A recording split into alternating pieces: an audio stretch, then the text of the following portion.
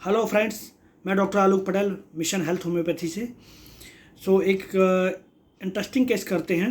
Case ये है कि एक फ़ीमेल पेशेंट है, उसको कुछ प्रॉब्लम थी। तो वो एक्चुअली वो मेरा एक जूनियर है, उसकी मदर ही है वो। तो उस मेरे जूनियर का कॉल आता है कि सर ये मैंने कुछ दवाइयाँ ट्राई करी हैं, इनको ये तकलीफ़ हो रही है, उनको लूज़ मोशन हो रहा है। तो मैंने कुछ दवाइयाँ ट्राई करी हैं, कोई रिलीफ़ नहीं हुआ। तो मैंने पूछा कि मम्मी से बात कराओ, तो मम्मा से उसने बात कराई, कॉन्फ्रेंस कॉल किया। तो मैंने पूछा, जैसे ही मैंने फ़ोन अटेंड किया उनका, तो बोलती है नमस्ते सर। मैंने कहा नमस्ते। मैंने कहा कि बोलिए क्या तकलीफ़ हो रही है आपको। तो बोला कि सर मुझे 4 दिन हो गया लूज़ मोशन हो रहा है, दस्त लग रहे हैं, बार बार पानी के जैसा स्टूल जा रहा है, हर घंटे में 3 से 4 बार हो जा रहा है।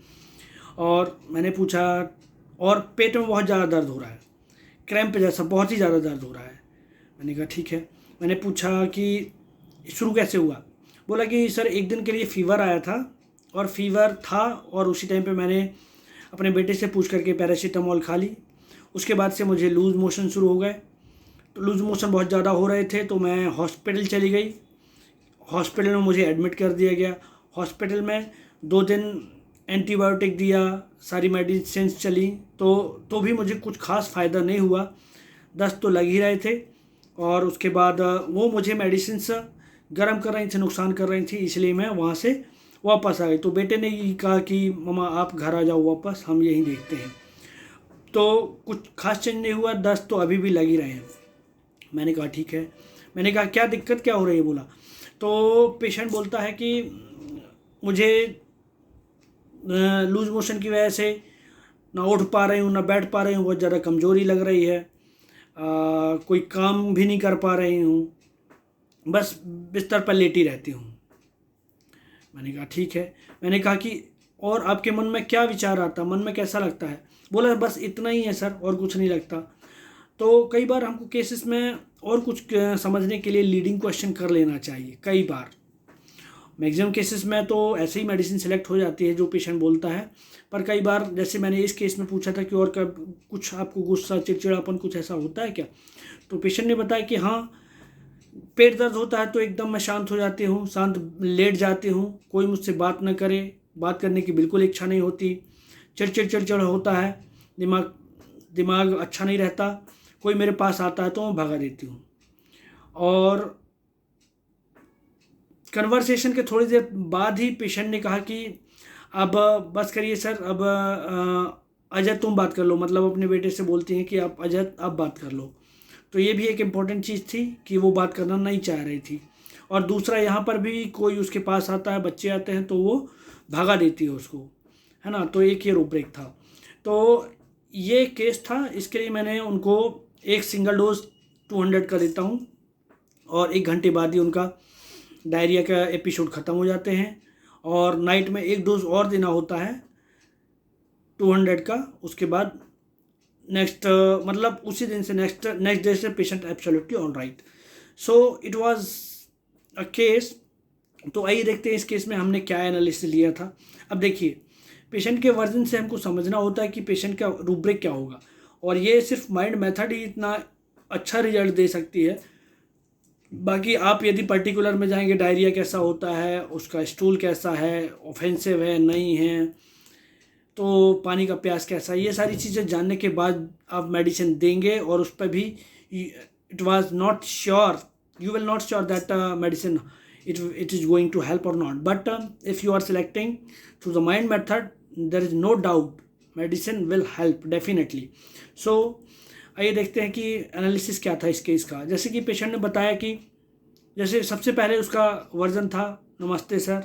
तो मैंने कहा नमस्ते। तो ये एक जनरल पेशेंट का अभिवादन होता है एक डॉक्टर से। कई बार पेशेंट डायरेक्टली ही बात करता, तो हम माइंड मेथड के थ्रू हम एक एक छोटे छोटे पॉइंट्स को भी समझने की कोशिश करते हैं।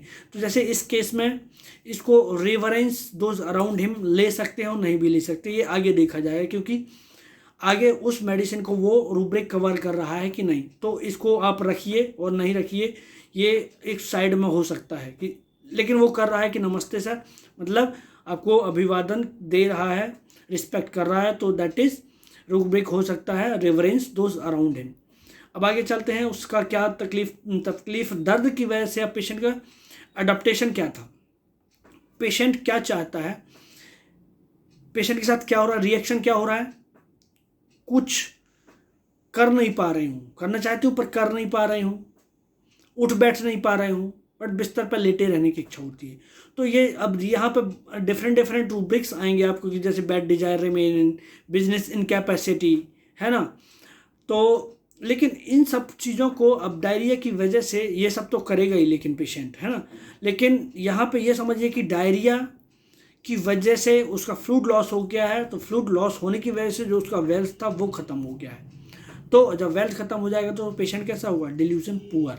तो इस सब चीज़ों को मिलाकर मैंने डिल्यूजन पुअर लिया, एक रूब्रिक ये था।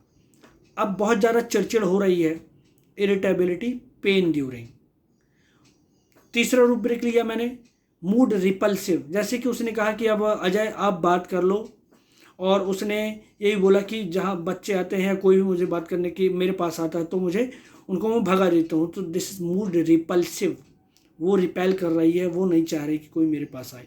चौथा, वो नहीं चाहती कि कोई उसे डिस्टर्ब करे, शांति से लेट जाना चाहती है, ठीक है। तो डिस्टर्ब, एवर्जन टू बीइंग, ये 3 से 4 रूब्रिक मैंने मिला के उसको नक्स वोमिका 200 का एक डोज दिया था, सिंगल डोज 200। उसके बाद पेशेंट का एक ही घंटे में उसका पेन भी बेटर हो गया था, डायरिया इमीडिएटली स्टॉप हो गए थे, और ने एक डोज और देने के बाद next day patient absolutely recover हो गया।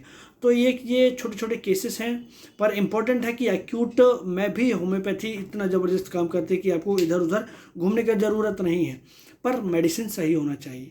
तो ये वीडियो आपको अच्छा लगा तो शेयर करिए, लाइक करिए और कमेंट ज़रूर करिए ताकि मुझे मोटिवेशन मिले।